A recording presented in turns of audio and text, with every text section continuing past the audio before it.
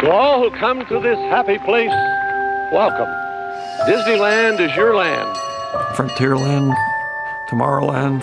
Space Mountain was one of my favorite things. Still one of your favorite rides, by the way. It's a small world after all. The Jungle Cruise. I am a Haunted Mansion diehard. Welcome, foolish mortals. Hello! Disneyland is often called the happiest place on Earth. For decades, Disney has built one of the most powerful brands in the world around that promise.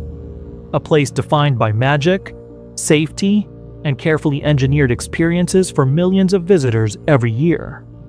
But what happens when the numbers behind that magic start telling a different story? In recent reports, concerns have surfaced about operational and safety-related spending pressures at the same time executive compensation has continued to climb. In 2025, Disney CEO Bob Iger's total compensation reportedly reached around $45.8 million, a significant increase from prior years.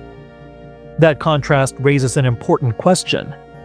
Why would executive compensation rise while essential operational budgets face pressure?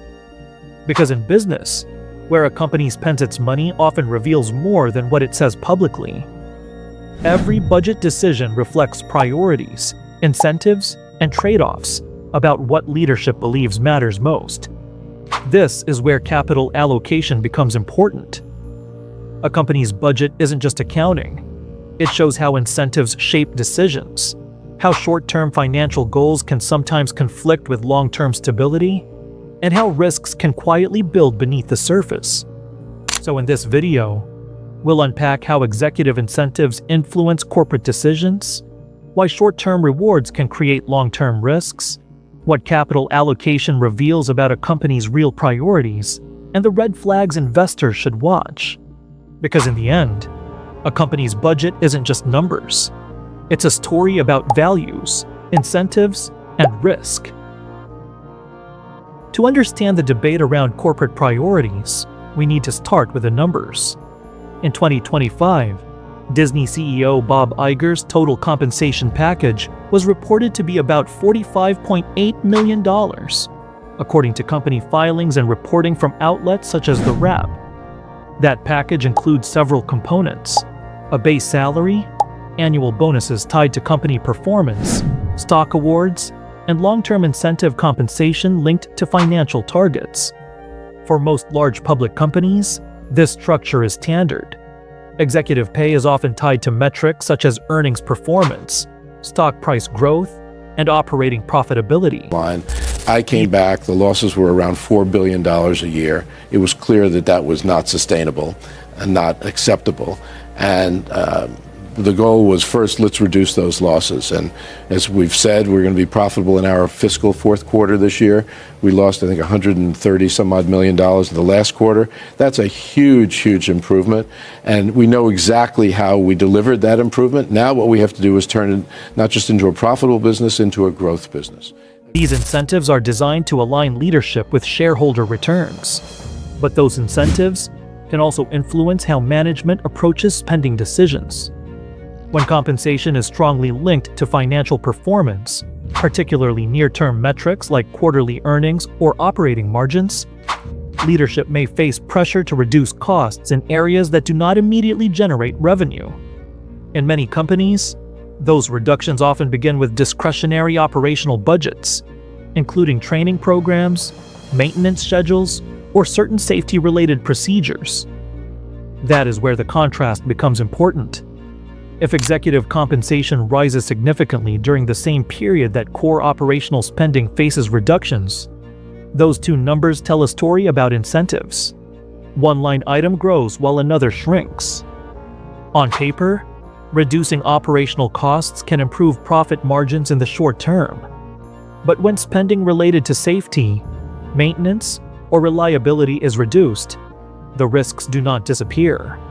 They can accumulate over time. The key issue, then, is not simply how much executives are paid. It is what those compensation incentives reward, and how those incentives shape decisions about essential operational budgets. In other words, a rising executive pay package alongside reductions in critical spending can sometimes signal misaligned incentives between short-term financial performance and long-term operational stability. To understand why these spending decisions happen, it helps to look at how executive incentives work. In most large public companies, executive compensation is tied to financial performance metrics. These often include earnings targets, stock price performance, operating margins, or EBITDA. The idea is straightforward.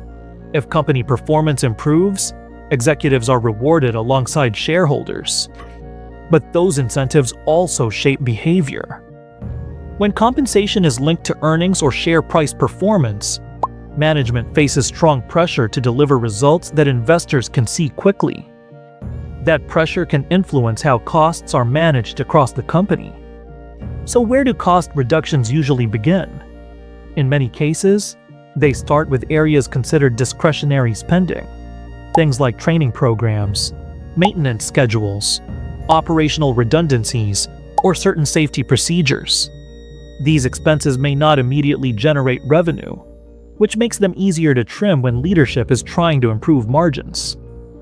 At first, those cuts can look relatively small, but over time, they can accumulate risk. A simple way to think about it is like this. Imagine a child being rewarded for finishing homework as fast as possible. If speed is the only thing being rewarded, they might skip practice problems or rush through difficult sections. It works in the short term, but eventually, the missing understanding creates bigger problems. Something similar can happen inside companies. Executives also operate under real market pressures. Public companies face constant scrutiny from analysts and investors. They issue quarterly guidance, report earnings every 3 months, and are judged against competitors in the same industry. Missing expectations can quickly affect a company's stock price. No one has as many rights as ESPN does. No one has as much engagement from sports fans as ESPN does. I look at it the other way. They're competing with us. We're the envy. They envy us and the position that we're in, and we have, I think, an enviable position. That environment creates strong incentives to deliver results quickly. The key insight is that incentives often shape behavior more than stated values do. Companies may emphasize safety, reliability, or long-term planning in their messaging, but the metrics tied to executive rewards ultimately influence which decisions receive priority. And in business, what gets rewarded tends to get done, for better or worse. On paper, reducing operational spending can look like smart cost management. Lower expenses improve margins, which can boost earnings reports and satisfy investor expectations in the short term. But the real question is what happens later.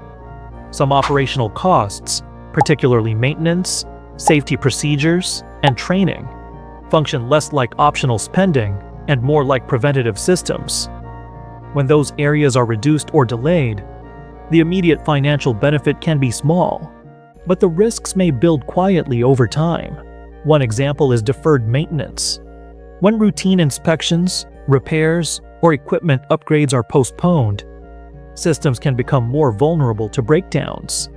In industries that rely heavily on physical infrastructure, including transportation, manufacturing, and theme park operations, reliability often depends on consistent upkeep. Safety procedures work in a similar way. Training programs, staffing levels, and operational safeguards are designed to reduce the probability of accidents. When those systems weaken, even slightly, the likelihood of incidents can increase.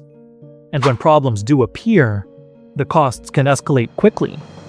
Operational failures may lead to lawsuits, regulatory scrutiny, insurance increases, reputational damage, and lost revenue.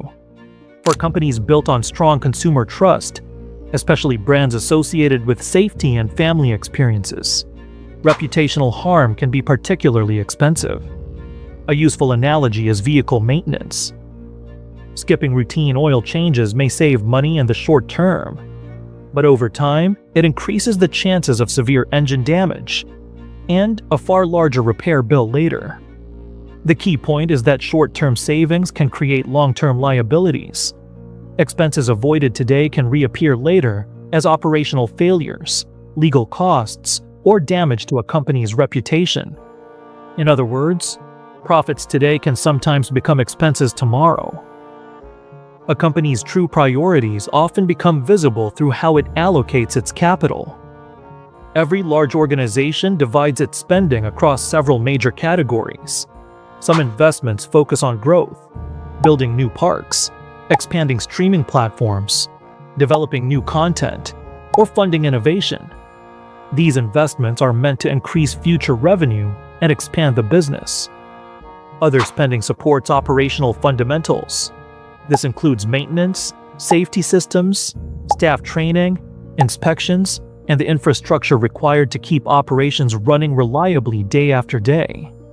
These expenses rarely attract attention, but they are essential to long-term stability. Another category is executive compensation, which includes salaries, bonuses, stock awards, and incentive packages tied to company performance. None of these categories are inherently problematic. Growth spending is necessary for expansion. Executive compensation helps attract and retain experienced leadership. Operational spending ensures reliability and safety. The issue arises when the balance between these categories begins to shift. If executive pay rises significantly while operational budgets face reductions or pressure, that contrast can reveal something about internal incentives. Investors then need to look beyond headline metrics such as revenue or quarterly earnings and ask a deeper question. What decisions are driving those results? Certain patterns can act as warning signs. Rising bonuses tied heavily to short-term financial targets may encourage decisions focused primarily on near-term performance. Cuts to core operational spending, such as maintenance or safety, can indicate pressure to reduce costs quickly. Increased emphasis on financial engineering, like stock buybacks or dividend optimization, can sometimes come at the expense of investment in long-term operational resilience. High executive pay is not inherently a problem. Many successful companies reward leadership when performance is strong. But when executive compensation grows while essential operational spending contracts, it can signal a mismatch between incentives and long-term priorities. In the end, capital allocation often reveals more about a company's priorities than its public messaging. Where a company spends its money often reveals its priorities more clearly than any press release or corporate statement. Capital allocation reflects the decisions leadership makes about what matters most: growth, operational stability, executive incentives, or short-term financial performance. Those choices shape how risks develop inside a business over time. This discussion is not about speculation or alarm. It's about understanding how financial decisions influence long-term outcomes. When executive compensation rises while essential operational budgets, such as safety, maintenance, or reliability, face pressure, that contrast can signal something important. It may indicate that incentives inside the company are tilted toward short-term financial results rather than long-term resilience. For investors, employees, and even customers, those signals matter, because in the end, numbers tell a story. In business, money doesn't just talk, it reveals priorities. Understanding how corporate spending decisions reveal deeper risks is powerful. Subscribe for more breakdowns that uncover what's really happening behind the headlines.